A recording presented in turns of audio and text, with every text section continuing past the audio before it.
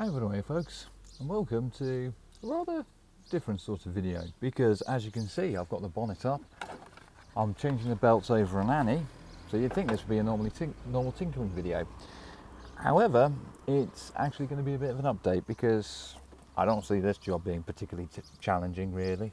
So what I'm going to do is I'm going to do some tinkering. I'm going to tell you what's been happening with Annie since she returned to YouTube at the start of the year.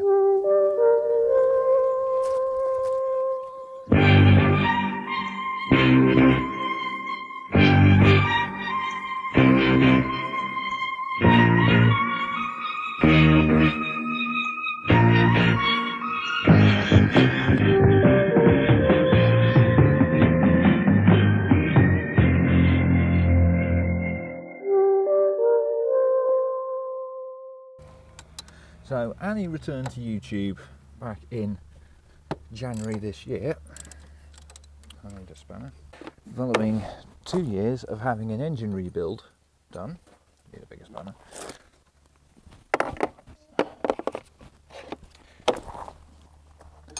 And I've generally just been putting on the miles, shaking her down and getting her bedded in.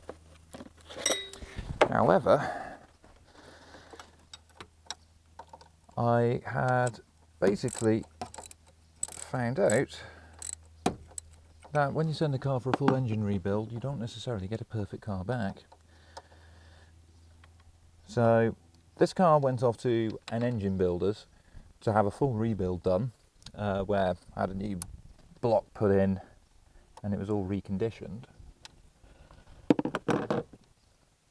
But the issue that, well, I was having a few issues, namely with the carburetor on top. The tuning wasn't right and she was running really lumpy. Now, we're at the point now where I think that all of that's been fixed to a degree. So she's now running a lot better, a lot sweeter. But after that video, she started letting me down.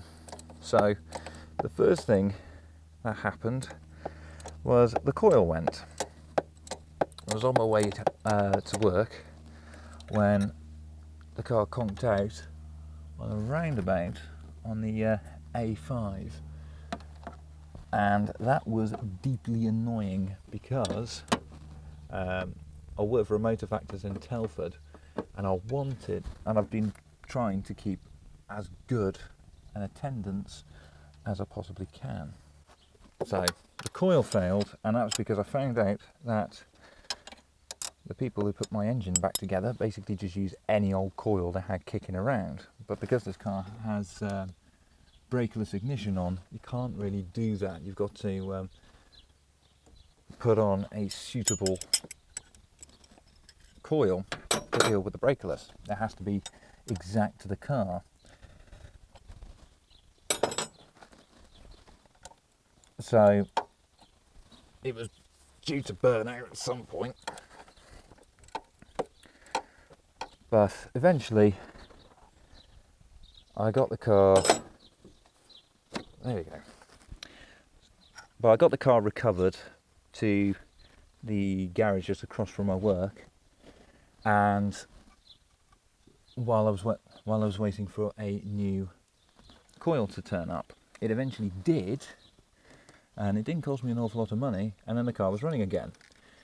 Then, after that, the centre electrode on the distributor cap dropped out, spun round on the inside of the dizzy and knocked the Hall effect sensor out of whack. So it basically immobilised the car, and I had to go looking for a new distributor. I tried with a new cap at first, but that didn't do anything really, because the Hall effector was all in the floppy doppy underneath. Sorry, I'm going to be out of frame for a moment here.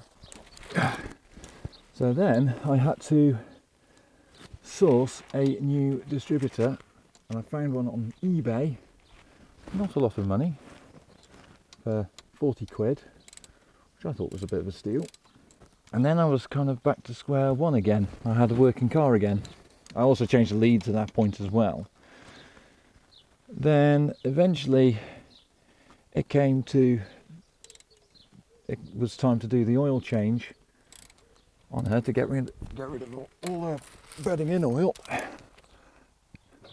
And at the time I was having issues with oil consumption, so I wanted to get to the bottom of that and see why this car was burning so much oil when she'd just been rebuilt.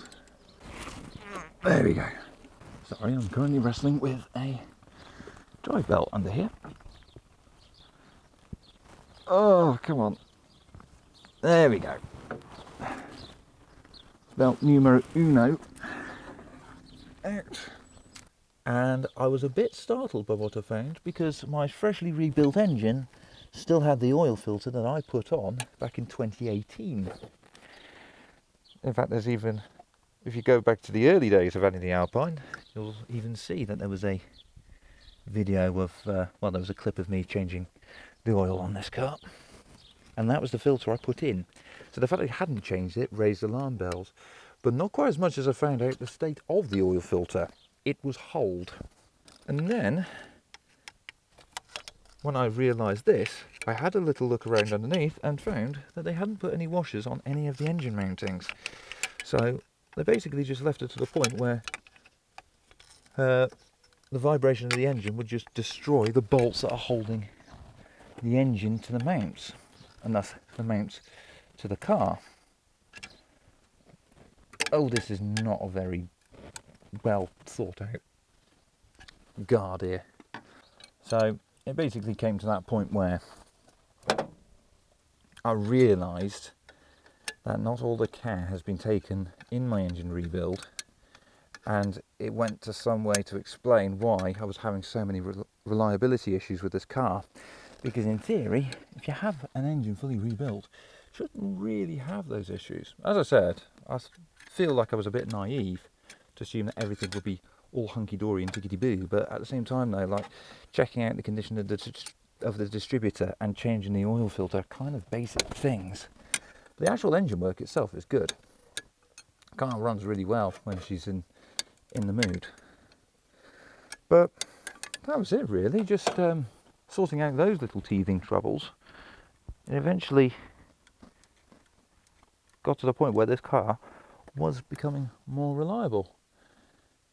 And she hasn't really been troublesome ever since. I was able to go to Simca Poissy, as you have seen from my last video. I was able to go to Simca Poissy and have a good time there. Wanted to do the handling circuit because I thought this car would be hilarious going around, but no, I couldn't do that. For whatever reason, they decided to close the event as soon as my car rocked up. And then I was talking to the organisers about it, and I'm like, oh, why have they shut it half an hour early? I'm like, I don't know, you tell me. And also, I wasn't too much of a fan of the security organisation who were working there, who like to take the mickey out of people's pride and joy. I know this is probably not the approved tool for this sort of job, but oh, here we go. Hey, it works though. Right. That's the second belt out. Nearly. There we go. Ah ha ha ha. Autodoc, you are brilliant. Yeah, why have I gone to Autodoc when I work in a motor factors? Simply put, the motor factors I work at are absolutely crap for these kind of belts. And these are Quinton Hazel, so they should be good as well. And this one's even toothed. The other one wasn't. Yeah, thought it would be a good idea to change this belt out, because you can kind of see that's kind of foobar. I've owned this car for nearly 4 years, never changed the belts on it. This belt, yeah, it's a wee bit perished on the inside of there. It's actually very perished under there, but that would be good for an emergency anyway. So keep hold of that one. The other one can go straight in the bin. Interesting pulley setup on this. So you've got basically a double V pulley down on the crank.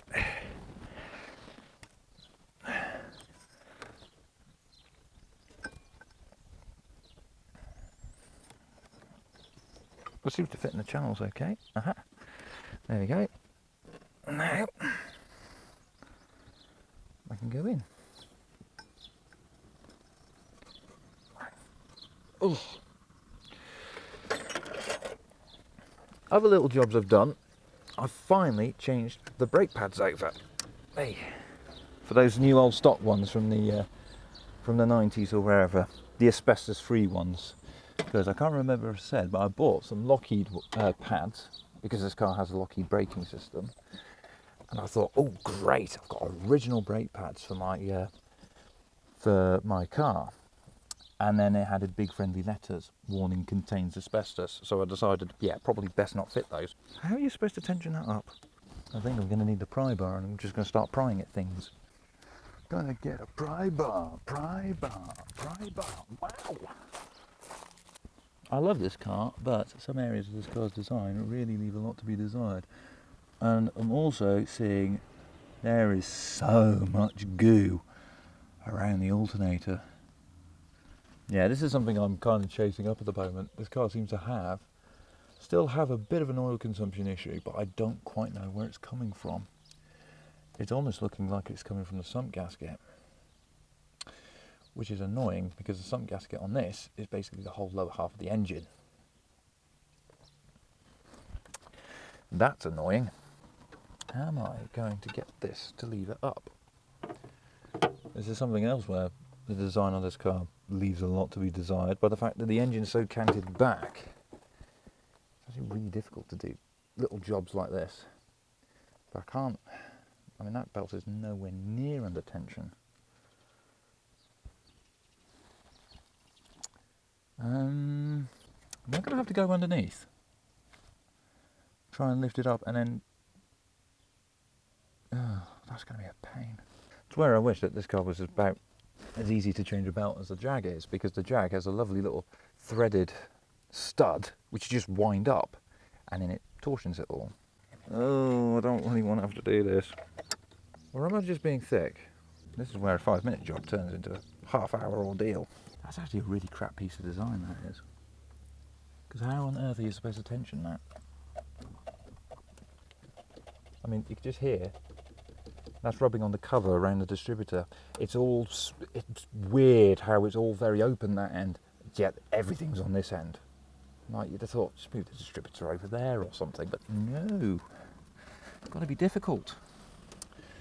Haven't you, Annie love? Yeah, the next job I had to do as well was I had to try and sort out this car's rather floppy handling. Something that was very evident on Drive It Day when we're going around the Peak District. How, yeah, this car doesn't really feel that secure on the road. And it's because the anti-roll stuff is perish to hell. So that sent me on a little mission there. But the problem I have is how on earth do you get anti-roll bar drop link bushes for this? Because the drop links are basically substudding with bushes at each end, and they sandwich between the anti-roll bar and the suspension arm. The problem that you've got is that the fact that the bushes themselves are absolute unobtainium. You can't get drop links for these cars anymore, not from anywhere. You try looking for them, and they look like the standard ball joints at each end. You could probably get them for a Sunbeam Lotus. Oh, I did not want to drop the bolt down there. Ow, ow. Hand is stuck. I need my magnetic tool. I knew there was a reason why I was putting this job off.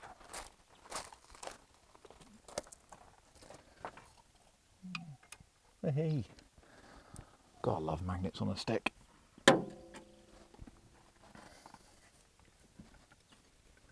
I reckon if I bolt this back on, I should be able to lever it. Because these are big chunky bolts. Oh no, I'm going to lose that again.